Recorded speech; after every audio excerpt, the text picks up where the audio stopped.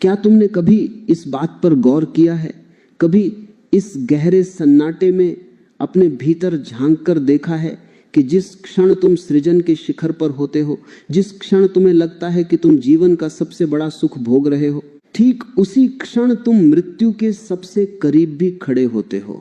तुम्हें लगता है कि ये महज एक शारीरिक क्रिया है, तुम्हें लगता है कि ये शरीर की एक जरूरत है जिसे पूरा करके तुम हल्का महसूस करते हो। लेकिन क्या तुम जानते हो कि जिसे तुम राहत कहते हो, जिसे तुम कुछ पलों का मजा कहते हो, वह दरअसल तुम्हारे अपने ही अस्तित्व का, तुम्हारे अपने ही मस्तिष्क का, तुम्हारे अपने ही भेजे का निचोड़ कर बाहर फेंक दिया जाना है। आज मैं तुमसे उस विज्ञान की बात करने जा रहा हूं जो विज्ञान की प्रयोगशालाओं में भी अभी पूरी तरह से नहीं उतरा है, लेकिन तुम्हारे ऋषियों ने हजारों साल पहले अपनी अंतर्दृष्टि से उसे देख लिया था। विज्ञान आज हैरान है, आधुनिक चिकित्सा शास्त्र आज स्तब्ध खड़ा है एक ऐसे तथ्य के सामने जिसे झुठलाया नहीं जा सकता। और वह तथ्य यह है कि तुम्हारे शरीर की वह सफेद ऊर्जा, वह बीज जिसे तुम इतनी आसानी से नालियों में बहा देते हो, और तुम्हारी रीढ़ की हड्डी के भीतर बहने वाला वह पवित्र पानी, वह द्रव, उन दोनों का रासायनिक ढांचा, उन दोनों की बनावट, उन दोनों का स्वभाव एक जैसा क्यों है? प्रकृति कभी कोई संयोग नहीं करती, प्रकृति व्यर्थ के खेल नहीं खेलती। अगर उसने वीर्य को और मस्तिष्क के उस द्रव को एक जैसा बनाया है तो उसके पीछे एक बहुत गहरा राज छिपा है, एक ऐसा राज जो अगर तुम्हारी समझ में आ गया तो तुम इंसान से देवता होने की यात्रा पर निकल पड़ोगे, और अगर समझ में नहीं आया तो तुम महज एक मशीन बनकर रह जाओगे, एक ऐसी मशीन जो भोजन को गोबर में बदलने के अलावा और कुछ नहीं करती। जरा सोचो, तुम्हारे मस्तिष्क को प्रकृति ने सबसे सुरक्षित तिजोरी में रखा है, खोपड़ी की मजबूत हड्डियों के नीचे, और वहां भी वह सूखा नहीं रखा गया है। तुम्हारा दिमाग, तुम्हारा मस्तिष्क एक विशेष प्रकार के तरल पदार्थ में, एक विशेष प्रकार के पानी में तैर रहा है। विज्ञान इसे अपनी भाषा में कुछ भी कहे, लेकिन योग की भाषा में यह वही सोमरस है, यह वही ऊर्जा है जो अगर नीचे बहे तो जीवन का जन्म देती है, और अगर ऊपर चढ़े तो तुम्हें नया जन्म देती है। समस्या यह है कि तुम्हें कभी किसी ने बताया ही नहीं कि तुम्हारे भीतर खजाना कहाँ है। तुम भिखारी की तरह बाहर कटोरा लेकर सुख मांग रहे हो, जबकि तुम्हारे भीतर ही वह रसायन बन रहा है जो तुम्हें सम्राट बना सकता है। आज हम इस भ्रम को तोड़ेंगे, आज हम शरीर के उस रसायन शास्त्र में उतरेंगे जिसे समझना हर उस व्यक्ति के लिए अनिवार्य है जो होश में जीना चाहता है। तुम जिसे काम वासना कहते हो, तुम जिसे सेक्स कहते हो, वह सिर्फ दो शरीरों का मिलन नहीं है, वह तुम्हारे शरीर की पूरी मशीनरी का, तुम्हारे रोए की मेहनत का परिणाम है। कभी तुमने सोचा है कि जो भोजन तुम करते हो उसका होता क्या है? तुम खाना खाते हो, शरीर उसे पचाता है, वह भोजन पहले रस बनता है, फिर उस रस से रक्त बनता है, खून बनता है, उस खून को शरीर और पकाता है और तपाता है, तब जाकर मांस बनता है, मांस से मज्जा बनती है, मेद बनता है, हड्डियां बनती।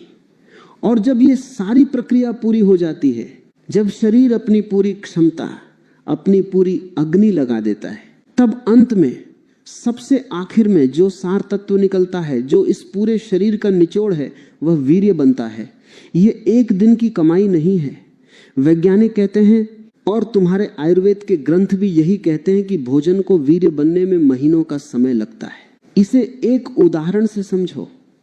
जैसे एक किसान गन्ने के खेत में खड़ा है, हजारों गन्ने हैं, वो उन सबको काटता है, उन्हें कोल्हू में डालता है, उन हजारों गन्नों को पेरकर जो रस निकलता है वह अभी भी बहुत पानी जैसा है।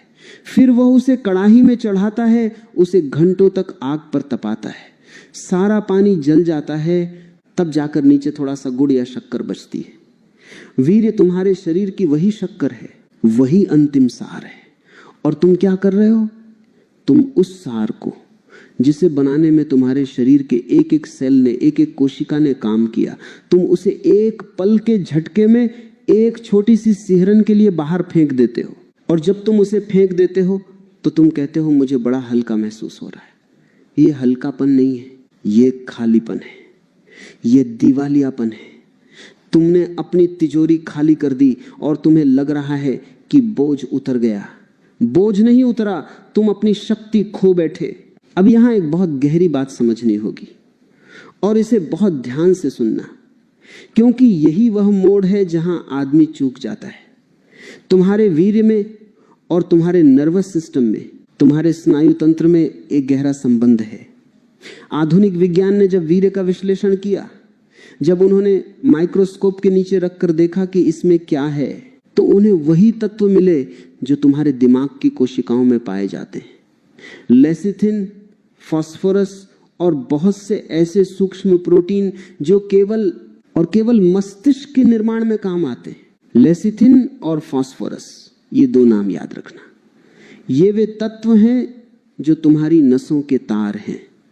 जैसे बिजली के तार में तांबा होता है, वैसे ही तुम्हारी नसों में, जिससे तुम सोचते हो, जिससे तुम महसूस करते हो, जिससे तुम्हारी याददाश्त बनती है, वह सब इन्हीं तत्वों से बना है। अब गणित बिल्कुल सीधा है और बड़ा क्रूर है। शरीर के पास फास्फोरस का भंडार सीमित है। तुम जो खाते हो उससे शरीर थोड़ा सा फास्फोरस निकालता है। अब शरीर के सामने दो रास्ते हैं, या तो वह उस फास्फोरस को, उस कीमती रसायन को तुम्हारे दिमाग को दे दे ताकि तुम्हारी बुद्धि कुशाग्र हो, तुम्हारी याददाश्त तेज हो, तुम्हारे चेहरे पर एक ओज हो, एक तेज हो, या फिर वह उस फास्फोरस को इकट्ठा करके वीर्य के रूप में नीचे बहा दे। ज्यादातर लोग, 99% लोग दूसरे रास्ते पर हैं। वे अपने दिमाग का भोजन अपनी जननेंद्रियों से बाहर फेंक रहे हैं। इसीलिए तुम पाओगे कि जैसे जैसे व्यक्ति काम वासना में ज्यादा लिप्त होता जाता है, उसकी बुद्धि मोटी होती जाती है, उसे चीजें याद नहीं रहती, उसके भीतर एक धुंध छा जाती है। आज की युवा पीढ़ी जिस समस्या से सबसे ज्यादा जूझ रही है वह है ब्रेन फॉग, दिमाग में कोहरा। सब कुछ धुंधला है, निर्णय नहीं ले पाते, आत्मविश्वास की कमी है, छोटी छोटी बातों पर घबराहट होती है। क्यों? क्योंकि जिस इंजन को पेट्रोल चाहिए था, तुमने उसका पेट्रोल तो जमीन पर गिरा दिया।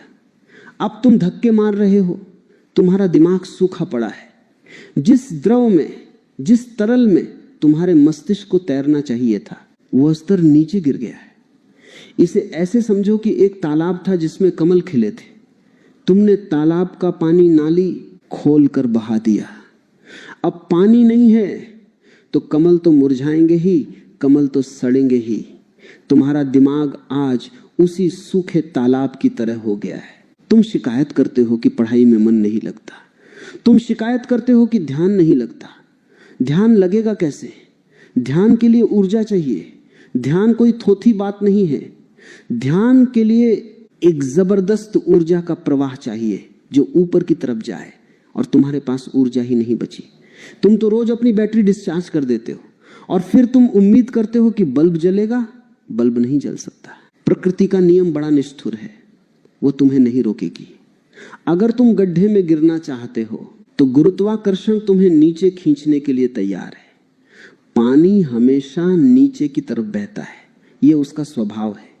वीर्य भी, ऊर्जा भी हमेशा नीचे की तरफ बहना चाहती है, क्योंकि वहां ढलान है, वहां जाना आसान है। बच्चे पैदा कर लेना बहुत आसान है, काम वासना में बह जाना बहुत आसान है। जानवर भी यही कर रहे हैं, पशु पक्षी भी यही कर रहे हैं, इसमें कोई विशिष्टता नहीं है। लेकिन अगर तुम्हें ऊपर उठना है तो तुम्हें गुरुत्वाकर्षण के नियम के खिलाफ जाना होगा, तुम्हें पानी को ऊपर चढ़ाना होगा। और यही वह विज्ञान है जो इंसान को जानवर से अलग करता है। जरा अपने शरीर की व्यवस्था को देखो। रीढ़ की हड्डी तुम्हारे शरीर का मेरुदंड। ये सिर्फ हड्डियों की एक माला नहीं है जो तुम्हें सीधा खड़ा रखती है, ये एक सीढ़ी है। ये पृथ्वी से स्वर्ग तक जाने की सीढ़ी है, और इस सीढ़ी के भीतर एक रास्ता है, एक बहुत बारीक नाली है जिससे होकर ऊर्जा ऊपर जा सकती है। जब वीर्य शरीर में बनता है और उसका उपयोग संतान उत्पत्ति के लिए नहीं किया जाता तो शरीर क्या करता है? क्या वह उसे सड़ा देता है? नहीं।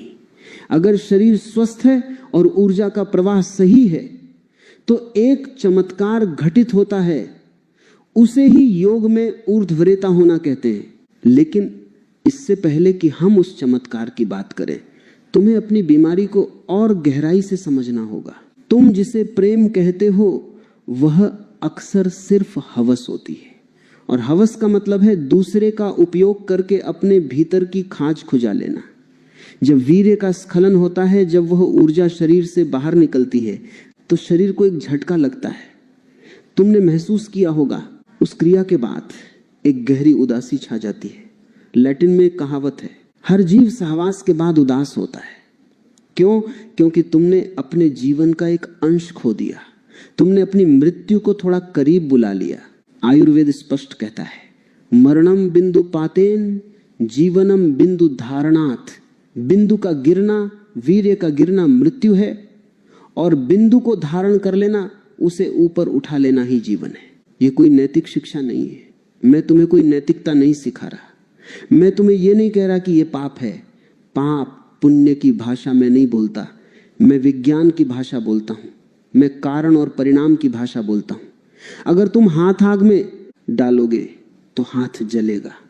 ये पाप नहीं है, ये विज्ञान है। उसी तरह अगर तुम अपनी जीवन ऊर्जा को, अपने व्हाइट ब्लड को, अपने सफेद रक्त को, क्योंकि वीर्य और कुछ नहीं, तुम्हारा सफेद खून है, अगर तुम उसे यूं ही बहाते रहोगे तो तुम मानसिक रूप से, शारीरिक रूप से और आत्मिक रूप से कंगाल हो जाओगे। तुम्हारे भीतर जो चिड़चिड़ापन है, जो बात बात पर गुस्सा आता है, वो और कुछ नहीं, तुम्हारे नर्वस सिस्टम की कमजोरी है। तुम्हारी नसें कमजोर हो गई हैं क्योंकि उनका भोजन वह लेसिथिन और फास्फोरस जो उन्हें चिकनाई देता था, जो उन्हें ताकत देता था, वो तो तुम बहा है। अब सूखी नसें आपस में रगड़ खा रही हैं। जैसे मशीन में तेल ना हो तो वह आवाज करती है, गर्म हो जाती है, वैसे ही तुम्हारा दिमाग गर्म हो रहा है। तुम डिप्रेशन की बात करते हो। डिप्रेशन क्या है? ऊर्जा का निम्न स्तर पर होना। जब तुम्हारे पास ऊर्जा ही नहीं है तो तुम उत्साह कहां से लाओगे? उत्साह के लिए, उमंग के लिए भीतर एक भरा पूरापन चाहिए।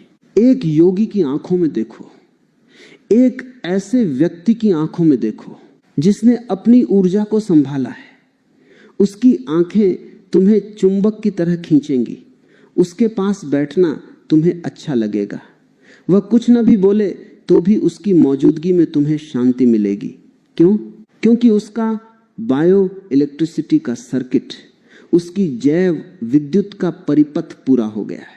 उसका बल्ब पूरी रोशनी से जल रहा है, और तुम्हारा बल्ब टिमटिमा रहा है।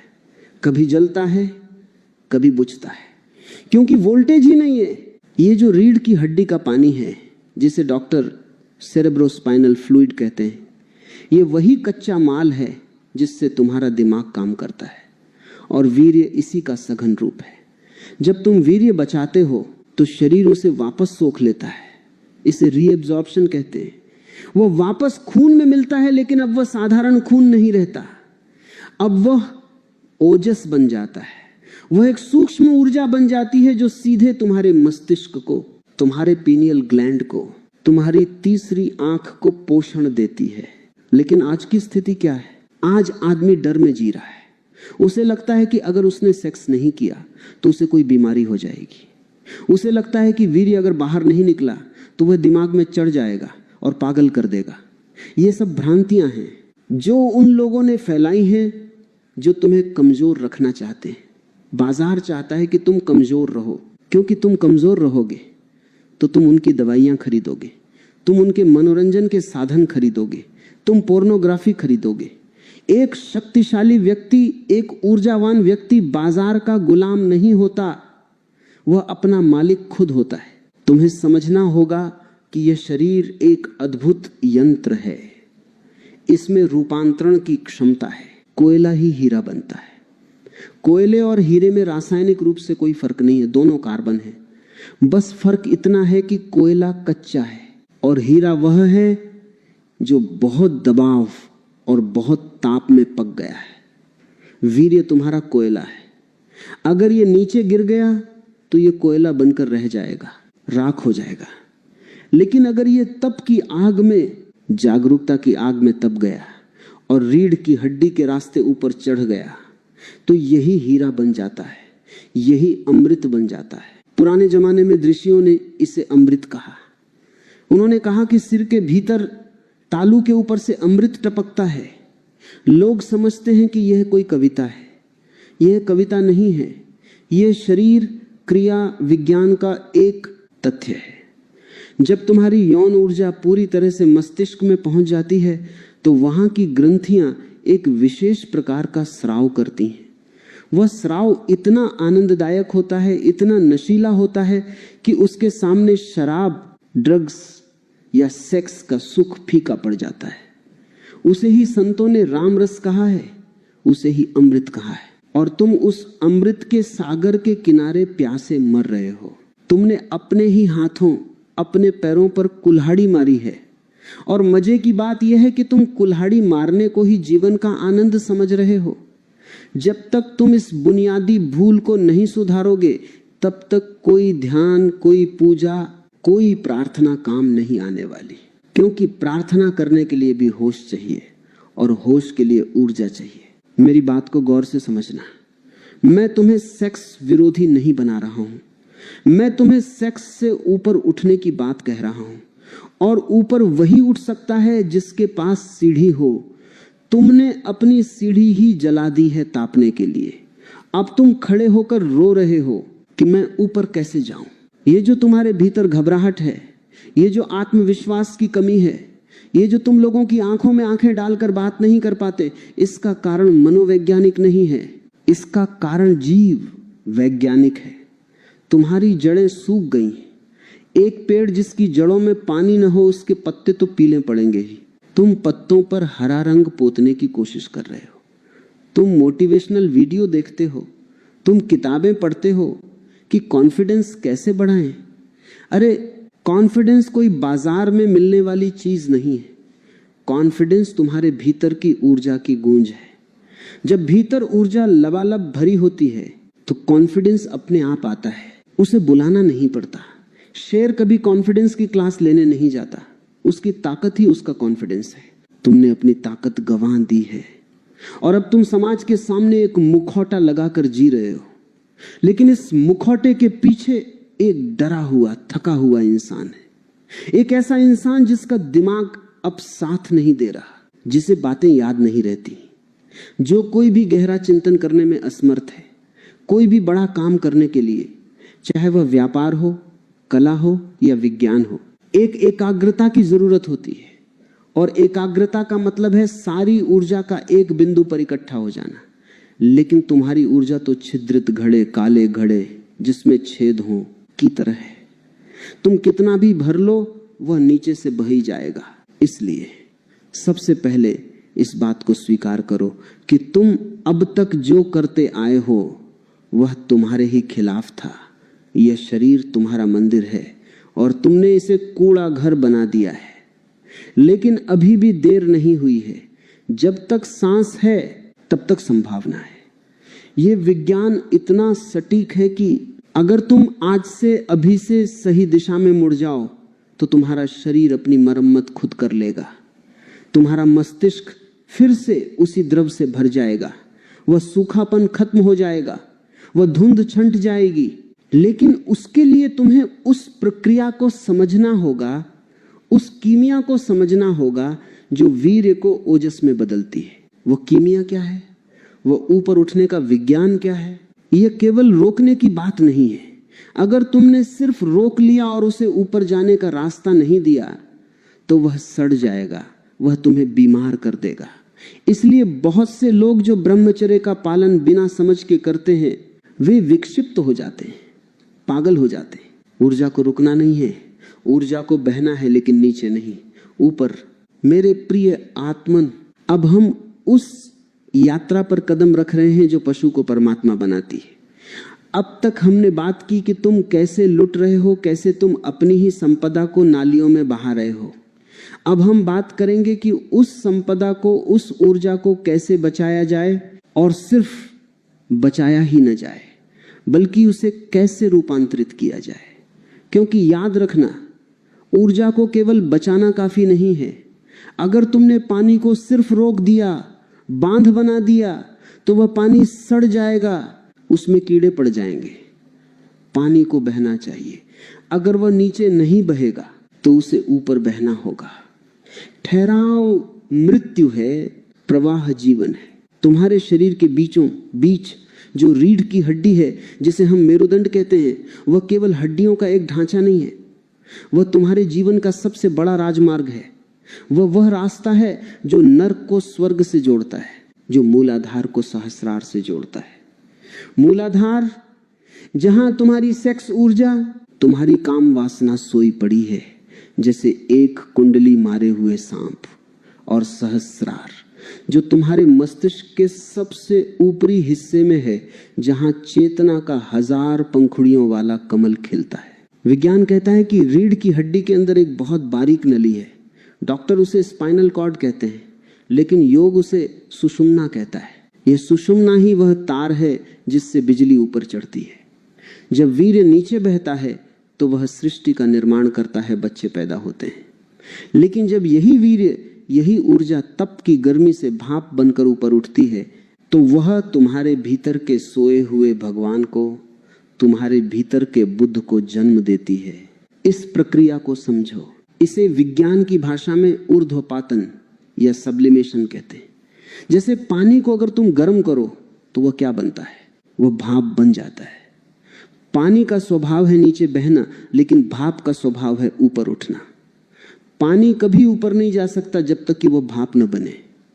ठीक वैसे ही तुम्हारी काम वासना, तुम्हारा वीर्य, वह पानी है।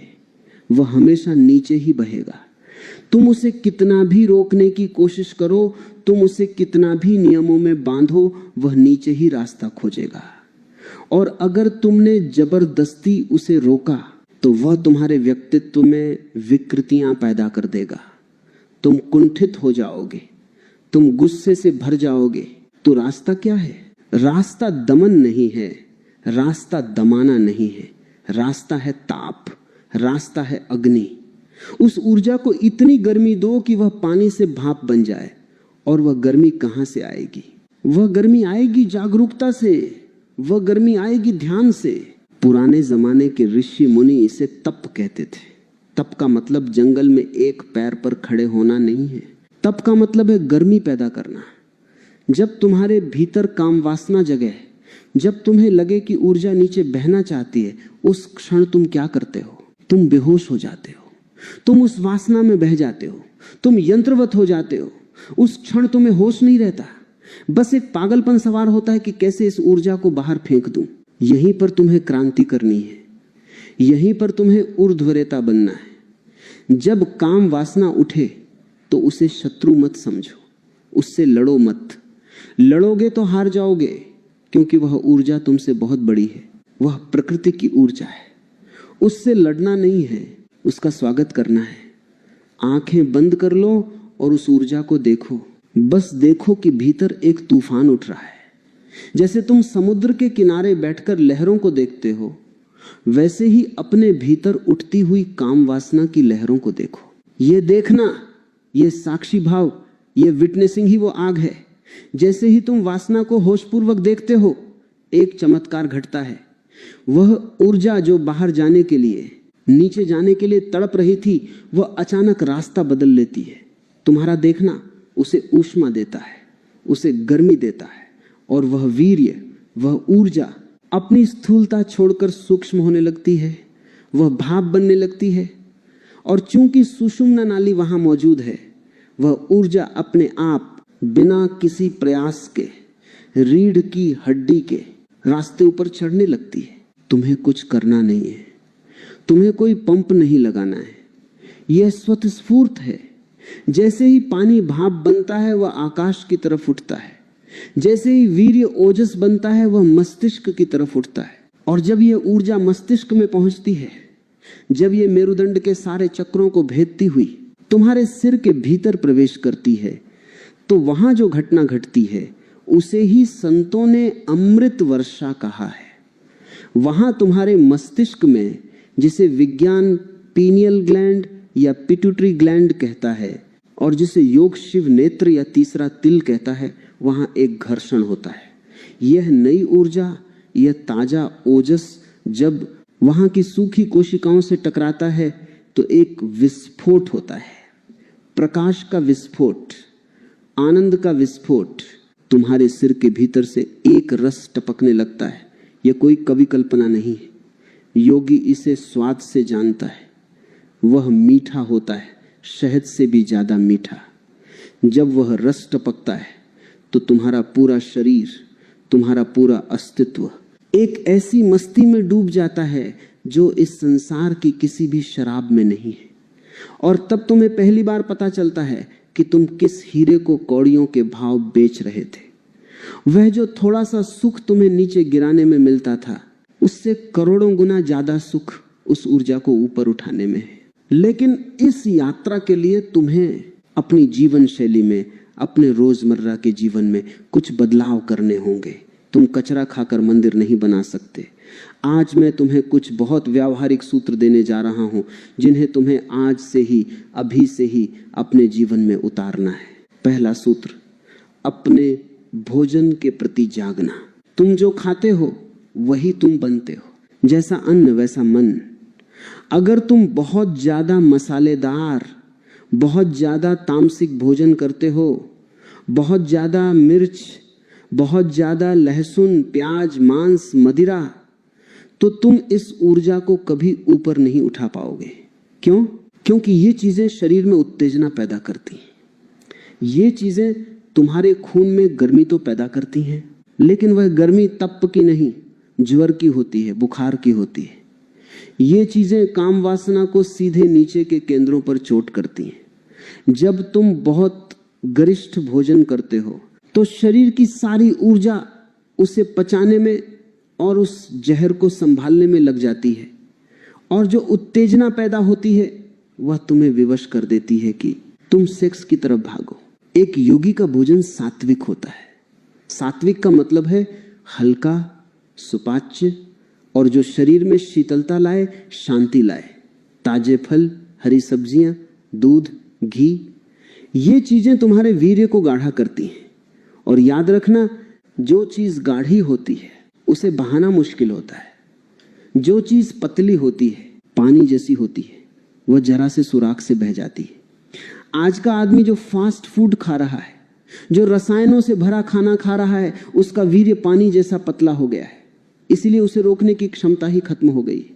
स्वप्न दोष की बीमारी, शीघ्र पतन की बीमारी, ये सब तुम्हारे गलत भोजन का परिणाम है। तो आज से अपने भोजन को बदलो, उसे पवित्र करो, उसे प्रसाद जैसा बनाओ। दूसरा सूत्र, विचारों का उपवास। तुम अपने दिमाग में 24 घंटे क्या भर रहे हो? तुम्हारी आंखें क्या देख रही हैं? तुम्हारे कान क्या सुन रहे हैं? आज का पूरा समाज, सिनेमा, विज्ञापन, सब तुम्हें वासना से भर रहे हैं। जहां देखो वहां नग्नता है, जहां देखो वहां उकसावा है। अगर तुम 24 घंटे काम वासना के चित्र देखोगे तो रात को सपने भी वैसे ही आएंगे और ऊर्जा नीचे ही बहेगी। तुम्हें अपनी आंखों पर पहरा बिठाना होगा। इसका मतलब यह नहीं कि तुम आंखें फोड़ लो या पट्टी बांध लो। इसका मतलब है चुनाव। तुम्हें चुनना होगा कि तुम्हें अपने भीतर क्या जाने देना है। जब भी कोई ऐसा दृश्य सामने आए, जब भी कोई ऐसा विचार आए, तो उसे पकड़ो मत।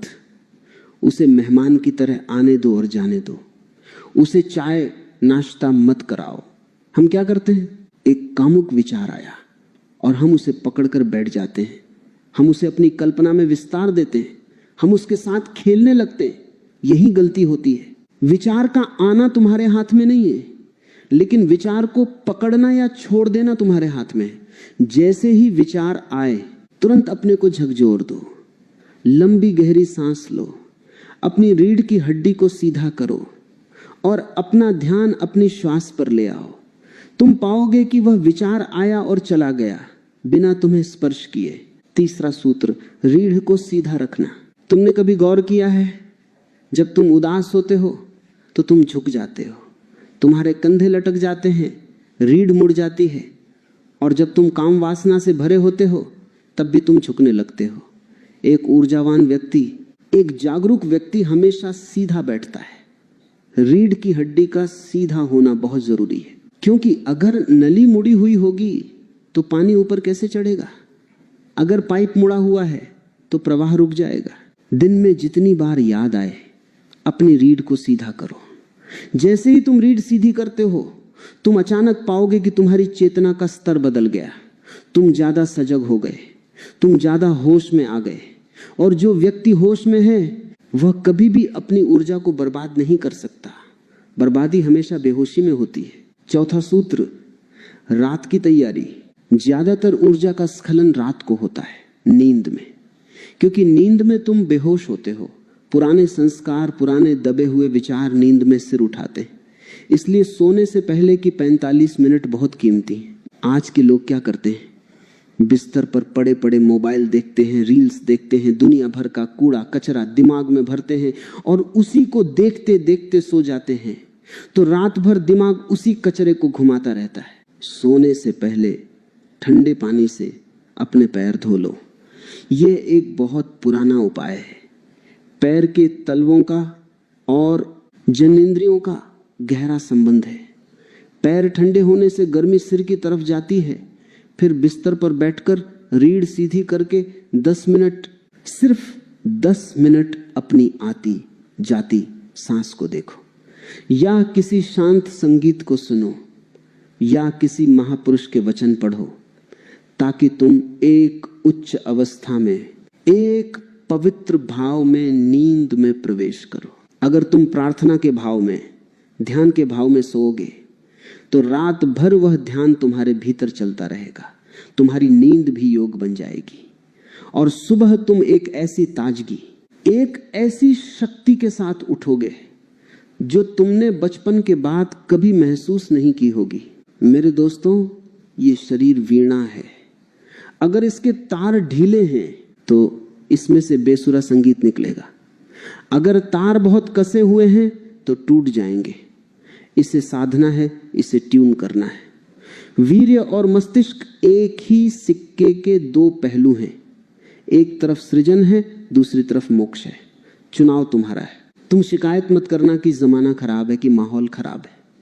कीचड़ में ही कमल खिलता है। ये कलयुग, ये शोरगुल, ये वासनाओं का बाजार, ये सब कीचड़ है और तुम कमल हो। तुम्हें इसी कीचड़ से पोषण लेना है, लेकिन इस कीचड़ से ऊपर उठकर खिलना है। जिस दिन तुम्हारी ऊर्जा, तुम्हारा ओजस तुम्हारे मस्तिष्क को पूरी तरह से सराबोर कर देगा, उस दिन तुम्हें असली स्मृति आएगी। तुम्हें याद आएगा कि तुम कौन हो। अभी तुम भूल गए हो। अभी तुम अपने को शरीर समझ रहे हो, नाम समझ रहे हो, रूप समझ रहे हो। जिस दिन वह रसायन, वह केमिकल पूरा हो गया, उस दिन पर्दा गिर जाएगा और तुम पाओगे कि तुम वह नहीं हो जो जन्मता है और मरता है। तुम वह शाश्वत ऊर्जा हो, तुम वह ब्रह्म हो जिसका न कोई आदि है न कोई अंत। यही वह राज है जो तुम्हारे ऋषियों ने, तुम्हारे पूर्वजों ने खोजा था। उन्होंने प्रयोगशालाओं में टेस्ट ट्यूब के साथ प्रयोग नहीं किए थे। उन्होंने अपने शरीर को ही टेस्ट ट्यूब बनाया था। उन्होंने अपनी चेतना को ही आग बनाया था और उन्होंने पाया कि आदमी के भीतर भगवान बनने का पूरा नक्शा मौजूद है।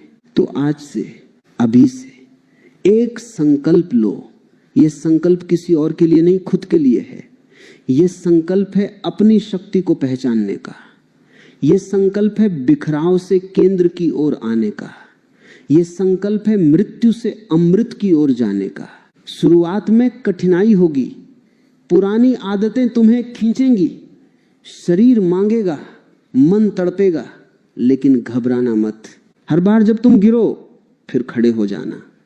हर बार जब तुम हारो फिर से लड़ने मत लगना, बस जाग जाना। धीरे धीरे जैसे जैसे तुम इस रस का स्वाद चखोगे, जैसे जैसे तुम्हारे चेहरे पर वह तेज, वह चमक आने लगेगी, तुम्हें खुद ब खुद नीचे जाने का मन नहीं करेगा। जिसके हाथ में हीरा लग जाए वह फिर पत्थरों से नहीं खेलता। तुम्हारे भीतर वह हीरा है, उसे खोजो, उसे निखारो और अपने जीवन को एक उत्सव बनाओ। आज के लिए इतना ही पर्याप्त है।